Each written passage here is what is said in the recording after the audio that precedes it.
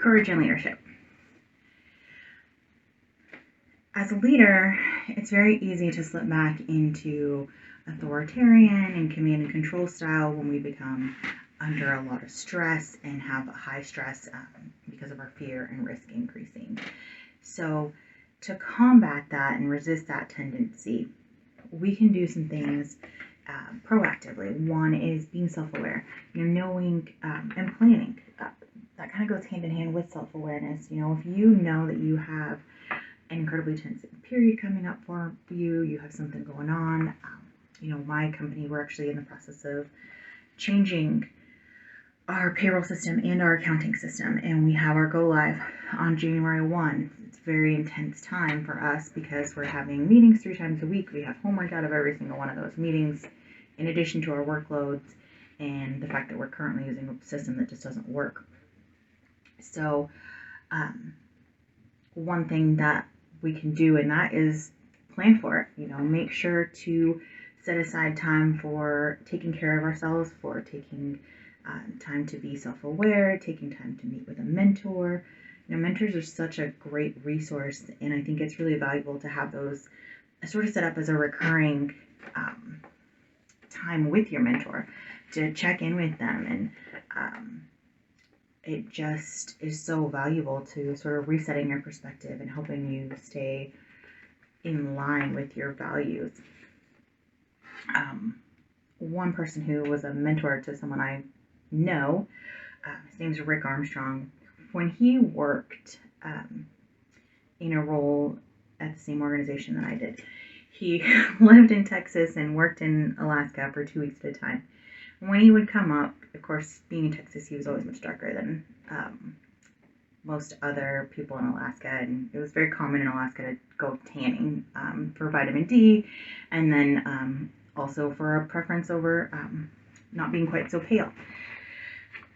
Rick didn't have that by living in Texas, so one of the kind of jokes in the office would be to refer to Rick as Malibu Barbie, because he would go tan every single day, and nobody really understood why. He got plenty of vitamin D when he's in Texas. He wasn't doing it for vanity, so it was kind of a little bit of a joke, because we knew he wasn't vain, but he was going to tan. And when he left, and his successor, he's handing over and giving him advice and counsel on different things. Really, he didn't give him a whole lot of counsel, but the one thing he said to him was, if you do nothing else, if you take no other piece of advice from me, do this.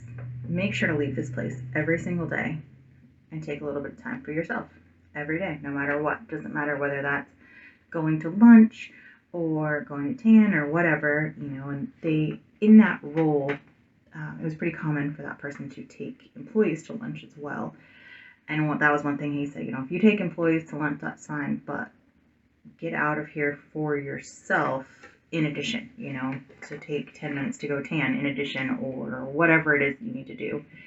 And his successor and I were very close, and that was something that he really found incredibly valuable. So that's one example of how a mentor and having that advice and counsel from someone else is so helpful. And then also, comes back to just taking care of yourself, being self-aware, knowing what coping skills you need to utilize when you're under high stress. It can be also using neuroplastic techniques as far as, sort of routing your neural pathways and, giving yourself if-then statements.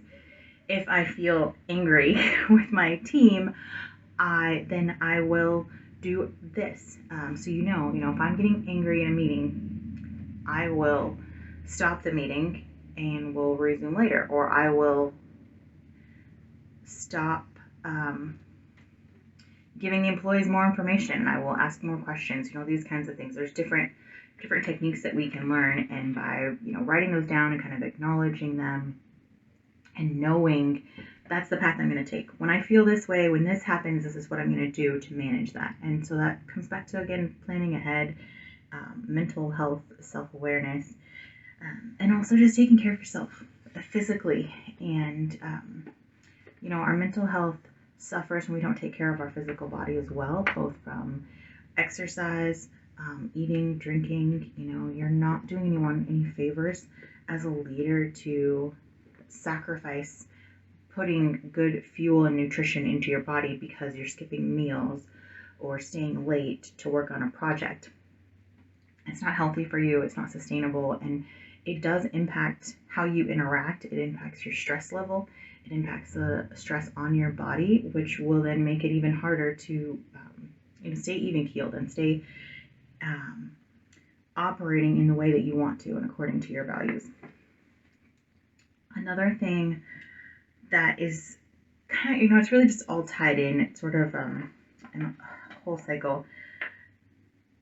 Talking about having the courage to resist the tendency. Brene Brown is a fantastic author. She wrote the book, Daring Greatly. How the courage to be vulnerable transforms the way we live, love, parent, and lead.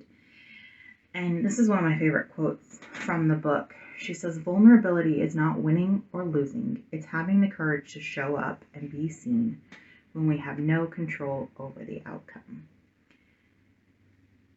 And I think that's so important. Our textbook talks about courage and says courage is the mental and moral strength to engage in, persevere through, and withstand danger, difficulty, or fear. Courage doesn't mean the absence of doubt, confusion, or fear, but the ability to act in spite of them when it is necessary for the greater good. In fact, if there were no fear or doubt, courage would not be needed. So, we look at the definition from our textbook, and then we look at what Brene Brown has to say about vulnerability, and they really just go hand in hand. And this is, again, where to be courageous, you have to create a space that you are safe to be vulnerable. And that's where having a mentor and having these good mental health habits are so critical,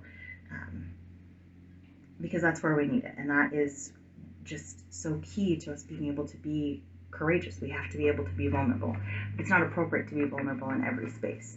So find the place where you can be vulnerable, take care of yourself, take care of your health, and the rest kind of fall in line. Courage and followership. Our textbook describes 5 ways in which followers need to use courage. Courage to assume responsibility, courage to challenge, courage to participate in transformation, courage to serve, and the courage to leave. I think the most important of these is courage to participate in transformation, because transformation is difficult, change is difficult. People around us are going to struggle with that. There's going to be difficulties. There's going to be things that don't go well, and we have to be willing to take that risk. And I think that is the most difficult, because you have to really be vulnerable to be willing to participate in transformation and change. And so in order to do that, I think some of the best tools that you can use are building relationships that give you a safe place, a person to trust, whether that's a mentor, whether it's a support network, someone that can give you different ideas and help you, when you are frustrated with the change. I'm currently in a state of dramatic change, and one of my friends, she's a leader as well, but we're very different roles and industries, but we talk, not all the time, a lot of time on Marco Polo's. One of the things that she says is that flowers are very healing and very helpful. And when I told her how stressed I was several weeks ago, she said, go get a flower. Go get a flower. That's not something that's a normal tool of mine, but it's something that now I have it. It does make me smile. It makes me think of her. I keep it in my office space. And so it's just a great way that having that relationship, that space to be vulnerable, and also someone that we trust and someone who's willing to share different things that they have tried. I wouldn't have thought to go get flowers as something to help my frustration level during a period of transformation. But she did. Another resource for networks can be social media. There's tons and tons of TikTok creators that have great content on things that you can do. Facebook also, there's a group called State of the Office Manager. I joined that group when I was an office manager and had the most difficult boss of my career so far. And that Facebook group was just such a great space for support and ideas and encouragement, and it spanned globally. There's different social media groups that are more local if that's what you need. Otherwise, you can also find support in other networking groups in person if that's what you need. Whether that's things that you can find through your industry, or just getting out and participating in leadership specific, anything like that, where you can sort of expand your support network and your knowledge base, and hopefully find maybe one or two people that you resonate with and give you that space to be vulnerable and are someone to bounce ideas off of and listen, and also give you suggestions. And if you can't find it locally, you can find it on social media. I have been amazed at the ideas and the support that came from the State of the Office Manager group. And some were really great too, because it would talk about just cultural differences, things that are normal in the UK and how they run things. Someone in the UK might give a suggestion like, hey, why don't you guys do blah, blah, blah. And it's not something that we normally would do here. And so that was, sometimes it worked, sometimes it didn't. But it was just a great other source for ideas on helping to manage that stress, and then also encouraging people to be courageous. Another thing that I really like, especially in transformation, the Pomodoro technique it's a productivity technique, but it focuses on using a clock and timers. And so I actually just recently got this clock. If you turn it, it automatically sets a timer for whichever you've turned it to. So I turned it to 45 at the top, and now it automatically sets a timer for 45 minutes. The reason I find that so helpful in transformation is because it helps take things into smaller bites, and also be cognizant of progress and how long you've been working on something. So instead of saying, okay, I'm going to work on this till it's done, I set the timer for an hour, and maybe I'm not quite done at an hour, but I see that and I add 5 or 10, 15 minutes. Or maybe I see that and I go, oh, I've been working on this for an hour, I still have a lot to do, I need to take a break. And it also gives me that space. I use it to time my breaks as well. Last week I used it to set a 15-minute timer to just go have a mental breakdown, because that's where I was at. And I just find the timer incredibly helpful, and I was able to set that and say, hey, I'm in the middle of something really, really difficult.